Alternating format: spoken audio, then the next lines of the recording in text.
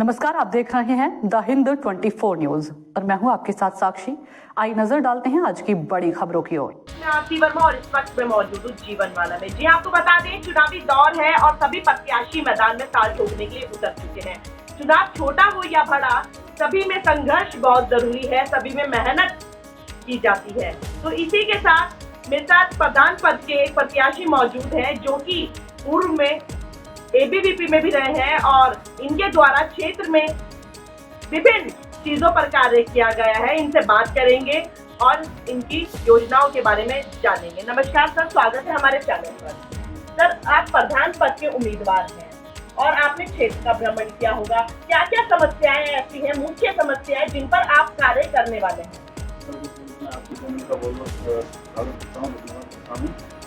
और जैसे कि आपने बोला कि छात्र राजनीति से हम आए हैं। देवाला पीजी कॉलेज में मैं छात्र संघ में भी चुनाव लड़ चुका हूँ और सर्वप्रथम मैंने छात्र संघ में सदस्य पद का चुनाव लड़ा था, जिसमें मैं निर्वाचित हुआ था। तो सेवा भावना का एक जो हमारे अंदर मोटिव, जो सेवा करने का, लोगों की सेवा करने का जो हमारे अंदर वो बना। तो फिर उसके बाद हमने अगले वर्ष छात्र संघ में विश्वविद्यालय प्रतिनिधि का चुनाव लड़ा, तो उसमें भी हमें विजय प्राप्त हमें हुई। और उसके बाद मेरा छात्र राजनीति के बाद हम ग्राम की उसमें आए, तो मेरी धर्मपत्नी श्रीमती परमजीत कौर ने पिछली बार इस ग्राम सभा जीवनवाला ग्राम सभा से प्रधान पद को निर्वाहन किया है, जिसमें हमारे क्षेत्र में बहुत सारी समस्याएं जो पिछले कई वर्षों से थी, तो उसका हमने पूर्ण रूप से समाधान, जो हमने पिछले बार लोगों से, जनता से वादा करा था, अपनी सम्मानित जनता से वादा करा था, उस पर हमने खरा उतरने की कोशिश करी। जैसा कि उसमें हमारे देखा जाए तो हमारे गांव में भारी बसावट हो रही है। बहुत लोग नई प्लॉटिंगें हो रही हैं और उसमें बहुत सारे मार्ग ऐसे थे जो बिल्कुल क्षतिग्रस्त थे या कच्चे थे। बिजली पानी की कोई व्यवस्था उन लोगों के लिए नहीं थी। तो मेरे द्वारा सर्वप्रथम यहाँ पर 2 नलकूपों का निर्माण कराया गया, पेयजल जो नलकूप हैं उनका निर्माण कराया गया। और उसमें 2 जीवनमाला में नलकूप बनाया गया, एक ओवरहेड वाटर टैंक बनाया गया। ऐसे ही फतेहपुर टांडा में एक नलकूप बनाया गया और एक ओवरहेड वाटर टैंक बनाया गया। समस्त ग्राम पंचायत में जीवनमाला हो, फतेहपुर हो, कोई भी गली हो, कहीं से दूर दराज की कोई भी वो हो, सब में लगभग 12 से 13 किलोमीटर हमने पानी की पाइपलाइन डाली गई, जिसमें आज मुझे बताते हुए खुशी होती है कि प्रत्येक घर में, कोई ग्राम पंचायत में ऐसा कोई घर नहीं है कि जहां स्वच्छ पानी नहीं पहुंच रहा है। इसका और इसके बावजूद, जैसे कि अब मैंने बताया कि भारी बसावट के कारण बहुत ज़्यादा यहाँ पर हमारे बसावट हुई है, तो मार्ग बहुत क्षतिग्रस्त है और मार्ग कच्चे थे। तो लगभग 117 मार्ग हमने सीसी मार्ग बनाए हैं, जिसकी लंबाई लगभग अगर हम जोड़ेंगे तो 12 से 13 किलोमीटर वो लंबाई हो रही है। इसमें हमारे माननीय मुख्यमंत्री जी श्री त्रिवेंद्र सिंह रावत जी, हमारे विधायक जी माननीय गैरोला जी और हमारे राज्यसभा सांसद जी नरेश बंसल जी, उनका सहयोग, मुझे आशीर्वाद और प्यार प्रेम मुझे मिलता रहा है। तो उनके माध्यम से मैंने अपनी योजनाओं को धरातल पर उतारा है। 117 सीसी मार्ग मैंने बनाए हैं। और इसी के उपरांत जैसे हमारे क्षेत्र में खेती किसानी है, हमारा क्षेत्र जो है खेती किसानी से जुड़ा हुआ है, तो बहुत सारी समस्याएं लोगों की रहती थी कि हमारे फसलों को जानवर नुकसान करते हैं। तो हमारा वार्ड नंबर 1 में जो हमारा ये जुड़ा हुआ है, वार्ड नंबर 1 जो जाखन नदी से जुड़ा हुआ है, जहाँ पर हाथी की बहुत समस्या रहती थी, तो उसके लिए हमने प्रयास किया कि विद्युत जो ये हमारी सोलर फेंसिंग होती है, तो उसके लिए भी हमने प्रयास किया। आज उसके लिए वो सुचारू रूप से चल रही है, तो फसलों का भी, किसानों की फसलों का भी बचाव हो रहा है उसमें। और दूसरा, हमने हमारे गांव के सभी सम्मानित जो भी नागरिक हैं, उनके द्वारा ये भी समस्या रखी गई कि जंगली जानवरों का, जैसे सुअर है, ये जो हिरन है, और बहुत सारे जानवर हमारे खेतों का नुकसान करते थे, गन्ने की फसल का नुकसान करते थे, अन्य फसलों का नुकसान करते थे। तो उसके लिए सभी लोगों ने अपने सहयोग से धनराशि जुटाई उसमें हमारी कृषि भूमि भी उसमें आती है, हमने अपना सर्व सहयोग करा। तो इसी संबंध में हम सभी ग्राम वासी, जैसे हमारे प्रमुख साहब भी, प्रमुख साहब भी थे विनोद राणा जी, तो हमने ये समस्या विधायक जी तक पहुंचाई और विधायक जी ने हमें उसमें 3 लाख की धनराशि प्रदान की और उसके लिए एक हमने फेंसिंग बनाई है, जो एक तार जाल होता है, जो बत्ती नुमा तार जाल होता है, तो उसका भी निर्माण हमने विधायक जी और सभी किसानों के सेवा से वो कराया, जिसके लिए बहुत मतलब अभी नुकसान 0 के बराबर अगर किसानों का हो गया है। ऐसा ही मैं फतेहपुर टांडा में भी किसानों का मेरे से समस्या बनी हुई है, तो उनके लिए भी मैं आगे ये वादा करता हूँ कि जैसा हमने जीवनमाला में मिलजुल कर सभी की सहभागिता से ये काम किया, तो हम फतेहपुर टांडा में भी ये काम करेंगे। और दूसरा, हमारा बहुत समय से ये चल रहा था कि सिंचाई नहरों का, सिंचाई नहरें बहुत पहले 20 साल पहले, लगभग 20 साल पहले, लोग बताते हैं 20 साल पहले इन सिंचाई नहरों का निर्माण हुआ था, तो वो सारी क्षतिग्रस्त थी, लीकेज की जगह जगह पे गिर गई थी, तो पानी किसानों को पहुँच नहीं पाता था। माननीय मुख्यमंत्री त्रिवेंद्र सिंह रावत जी जब मुख्यमंत्री थे, मेरे द्वारा एक प्रस्ताव उनको भेजा गया था, उस प्रस्ताव पे लगातार काम होता रहा, मुख्यमंत्री नए बने, चेंज हुए, उसके बाद हमने लगातार उस कागजों पर हमने काम किया। तो पूरी आपको भी बताते मतलब मुझे गर्व महसूस होता है कि हमने उस योजना को धरातल पर उतारा, जो 9 करोड़ की वो योजना है, जिसमें समस्त जीवनवाला ग्राम पंचायत में 6 किलोमीटर हमारी जीवनवाला में नहर बन रही है और 6 किलोमीटर हमारी फतेहपुर टांडा में नहर बन रही है, जो कि हमारी अठूर वाले से होकर निकलती है, आर्य नगर नुन्ना वाले से होकर निकलती है। सभी किसानों के लिए ये योजना भी समर्पित होती है। वर्तमान में इसका काम चल रहा है और जल्द ही बरसात के बाद इसका संपूर्ण होने का है, तो किसानों को इस चीज़ का बहुत लाभ मिलेगा। और एक समस्या किसानों की ये रहती है कि हमारा पानी तो चलो नहरें सूख रही हैं, खनन हो रहा है, तो पानी का वाटर लेवल नीचे जा रहा है, हमारे बंदे ऊँचे हो रहे हैं, तो उसके लिए हमारे पास किसानों का एक समूह है, उन्होंने बोला कि आने वाले समय में हमें पानी नहरों से नहीं मिल पाएगा, तो आप एक सिंचाई नलकूप का निर्माण आप हमारे लिए कराइए। तो उसके लिए मुझे किसानों के उस आशीर्वाद से, सभी सामान्य जनता से, विभाग से, तो नलकूप विभाग की ओर से सिंचाई का एक नलकूप हमने निर्माण, जिसका कार्य वर्तमान में चल रहा है, तो उसका निर्माण भी हमने फतेहपुर टांडा के किसानों के लिए किया है। ऐसे ही बहुत सारे काम, जैसे हम समूह की महिलाओं के लिए बोलते हैं कि महिलाएं स्वावलंबी कैसे बने, तो जैसे कि हमारा ग्रामीण क्षेत्र है, तो महिलाएं बाहर नौकरी करने या उसके लिए थोड़ा संकोच करती हैं, तो घर पर रह के या गांव में रह के वो कैसे स्वावलंबी बने, इसके लिए भी समूह हमारे गांव में पहले से बहुत बने हुए थे। आज के 15 साल के हमारे समूह बन रहे थे, तो 25 से 30 समूह हमारे गाँव में चल रहे हैं, जिसमें हमारी ये व्यवस्था उनके लिए नहीं थी कि उनके लिए कोई कार्यालय, उनके लिए कोई वर्कशॉप, उनके लिए ऐसी कोई बैठने का कोई साधन नहीं था जहाँ पर वो एकत्र हों, अपने को स्वावलंबी बनाने के लिए कैसे एक दूसरे में जुड़ के कोई कार्यालय चर्चा करने के लिए, तो उसके लिए हम चर्चा करने के लिए एक पंचायत की फतेहपुर में पंचायत की भूमि, जो विभिन्न जो लोगों द्वारा अतिक्रमण की गई थी, जो आज अपने आपको समाज सेवी भी बताते हैं, उनके द्वारा अतिक्रमण की गई थी, तो उनको मैंने छुड़ाया है। वहाँ पर मैंने समूह की महिलाओं के सम्मान में एक NRLM सेट, स्वयं सहायता समूह वर्क सेट बनाया है, आज उनको समर्पित किया है। तो वो उन सभी महिलाओं को मेरे को बहुत आशीर्वाद है, और अभी हमने उनका एक उद्घाटन भी किया था, तो बहुत अच्छा एक सम्मान उन्होंने मेरा किया था, तो उनके लिए ये करना है। बाकी हमारे गाँव में तालाब है, पूर्व में भी तालाब हमारे बनाए गए थे, पूर्व प्रधान जी द्वारा बनाए गए थे, सुंदरदास जी प्रधान थे, बनाए गए थे। और एक मेरी घरवाली योजना प्रधानमंत्री में, उनके समय पे अमृत सरोवर योजना आपने सभी ने सुनी होगी। अमृत सरोवर मोदी जी उस योजना में लगातार उसमें अपनी मॉनिटरिंग कर रहे हैं।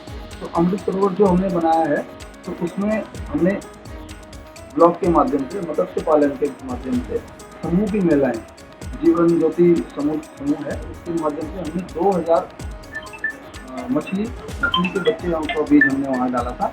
तो जिसमें अभी हमने शुरुआत की है, तो हमें भी ब्लॉक के अधिकारियों द्वारा या मत्स्य पालन वालों द्वारा ये बोला गया कि अब आप प्रधान जी अभी सब आप इस चीज़ को एक, मतलब इसको बोलते हैं कि इसके लिए वो करिए कि आप अभी समझ लो इसको सीख रहे हो।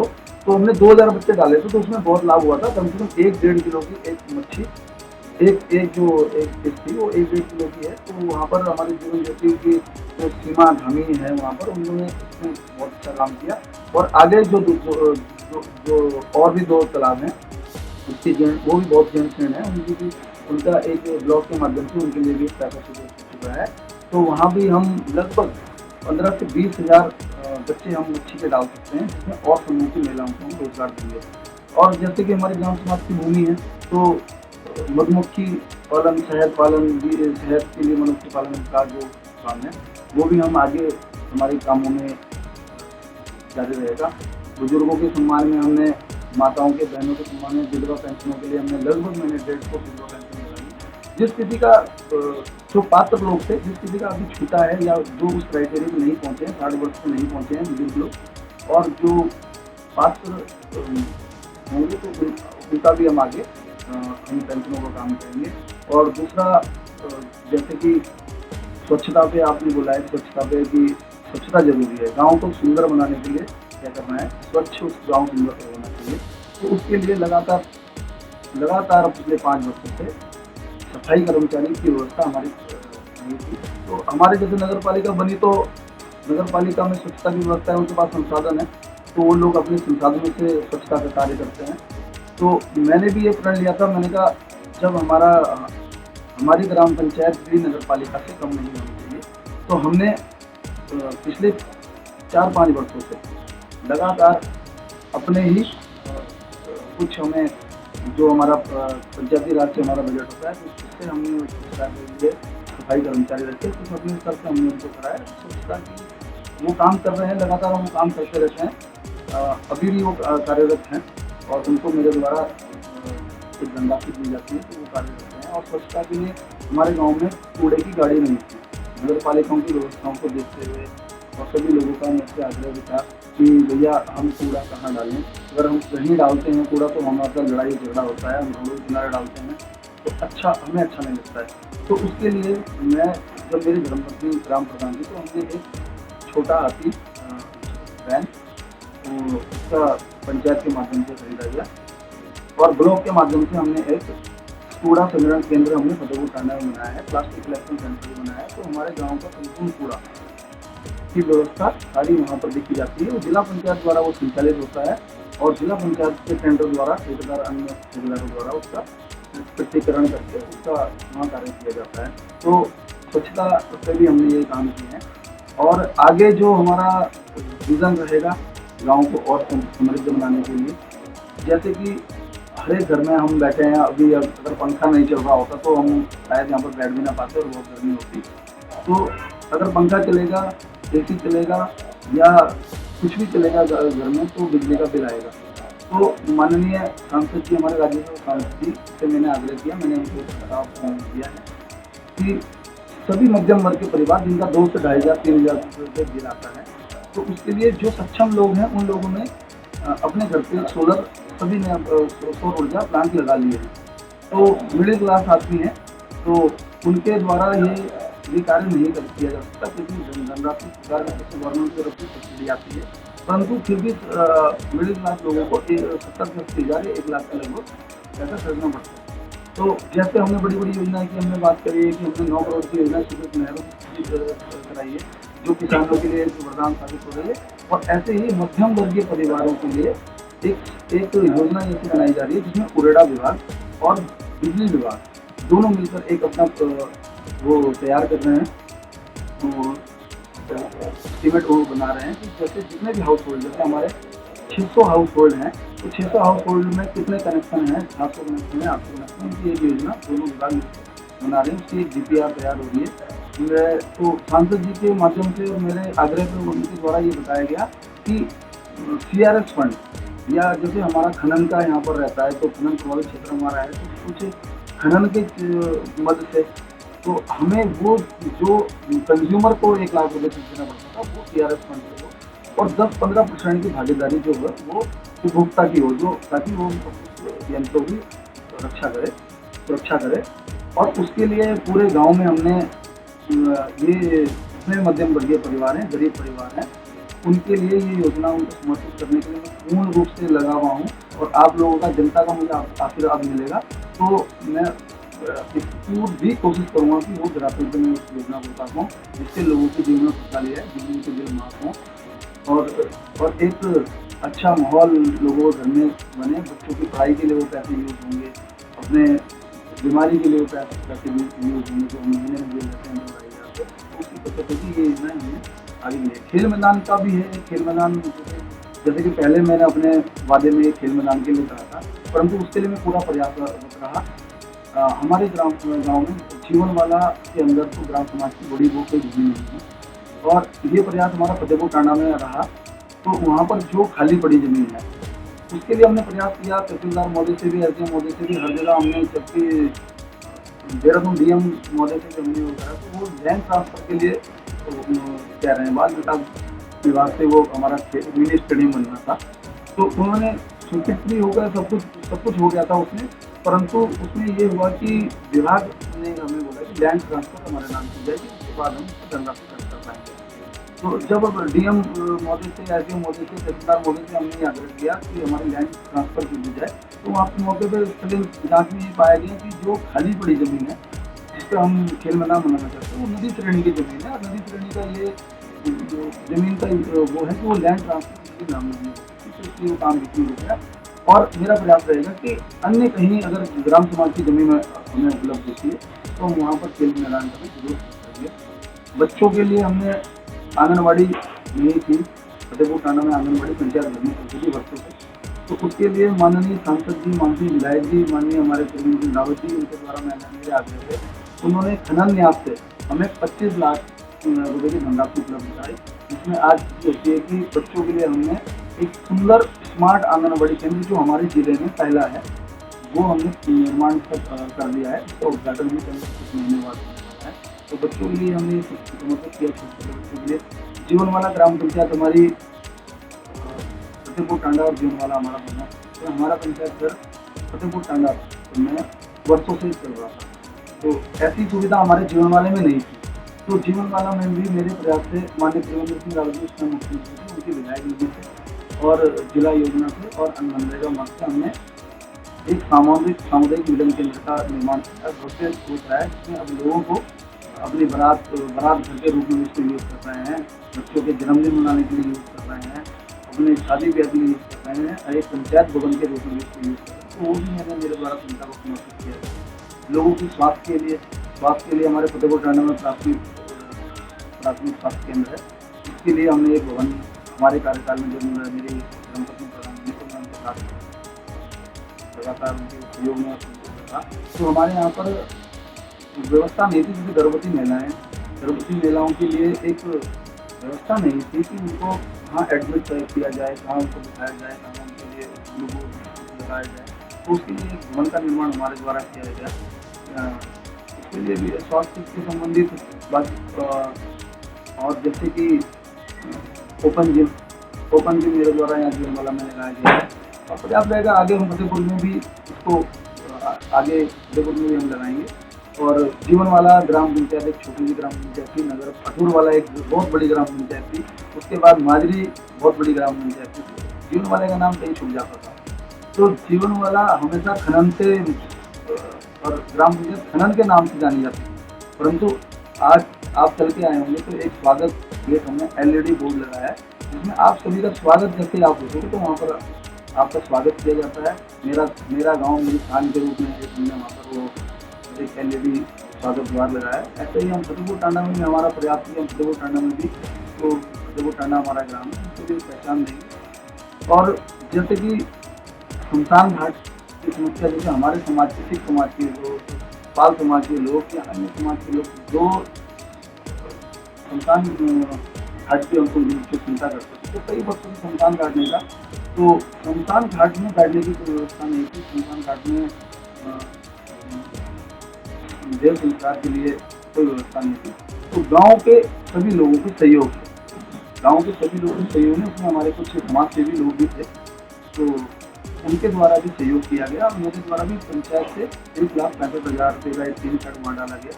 लगभग वहाँ पर 10 सिटिंग बेंच लगाए गए ग्राम पंचायत की निधि से। और वहाँ पर हमने पानी की व्यवस्था, जैसे पानी की व्यवस्था नहीं थी तो देश में जब हम दांत निकास करते हैं तो हमें पानी की जरूरत है। वहाँ पर हमने एक सोलर प्लांट लगाया है जिसमें पानी 24 घंटे पानी हमें वहाँ उपलब्ध रहता है। तो ये सभी लोग हम जनता की सेवा से हमने ये काम किए हैं। और जैसे कि पर्यावरण बहुत जरूरी है, पेड़ कटते जा रहे हैं, नई रुकावट की जा रही है, पेड़ों का पर्यावरण की संबंध में कोई चिंता नहीं कर रहा है। तो हमने लगभग माननीय हमारे सांसद जी कल्याण रावत जी हमारा एक मैंने चिंता व्यक्त की सांसद साहब के सामने के साथ। आप हमारे क्षेत्र में खनन हो रहा है, सारे पेड़ पौधे सब कट रहे हैं, नई रुकावट हुई है, पर्यावरण का एक गंभीर मुद्दा है। तो पर्यावरण प्रेमी हमारे पूर्व मुख्यमंत्री जी, हमारे वर्तमान सांसद जी बहुत पर्यावरण प्रेमी है। तो उन्होंने मुझे आशीर्वाद दिया कि आपने मुझे किस चीज़ की चिंता दी है। तो उन्होंने एक संकल्प पत्र फाउंडेशन के लोगों को करने के लिए कहा। तो मैंने उनको ग्राम समाज की और नदी श्रेणी की जमीन उपलब्ध कराई। मेरे प्रस्ताव से वहाँ पर आज लगभग 15,000 वृक्ष, जो 15,000 वृक्ष उनके द्वारा लगाए गए थे, मुझे हिसाब से खुशी होती है कि 90% वो पेड़ आज हरे भरे हैं। और 4 साल से उनकी देख रेख के वहाँ पर हमने आदमी रखा है। उनको प्रॉपर पौधों को मिल रहा है, वो खाद पानी सब मिल रहा है। तो आज वो बड़े होंगे और बड़े होकर लहर ला रहे हैं, जिसमें हमने अमरूद, आंवला, जामुन, नींबू, पीपल, बरगद और बहुत सारे नीम, बहुत सारे अन्य प्रजातियों के कटहल ऐसे पेड़ लगाए हैं जो आने वाले समय में हमारे समाज को फल भी देंगे, हमारी ग्राम पंचायत को रोजगार भी वो भी मिलेगा कि गांव के लोगों को भी रोजगार को मिलेगा। तो आने वाले 5-10 सालों में हमारे पर्यावरण में भी इतना होगा। जो अभी खनन द्वारा हमारा पर्यावरण यहाँ खराब हुआ है उसके लिए 15,000 मीटर लगाए। तो अभी खनन से संबंधित हमारे गाँव में बहुत सारे मुद्दे बनते हैं, लड़ाई झगड़े रहते हैं। तो उनके साथ वो सभी लोग भी हमारे गाँव के लोग हैं जिन्होंने ये रोजगार यहाँ पर लगाए हैं। तो उनके साथ समन्वय बनाकर जैसे धूल मिट्टी की होती है, तो हमेशा मैं अपने गाँव वालों को साथ करा रहा हूँ। धूल मिट्टी के लिए पानी के टैंकरों की व्यवस्था मेरे द्वारा उन लोगों के माध्यम से कराई जाती है। जब कभी वो इन चीज़ों को वो नहीं करते हैं तो मैं अपने लोगों के साथ खड़ा रहता हूँ, उनके खिलाफ खड़ा रहता हूँ।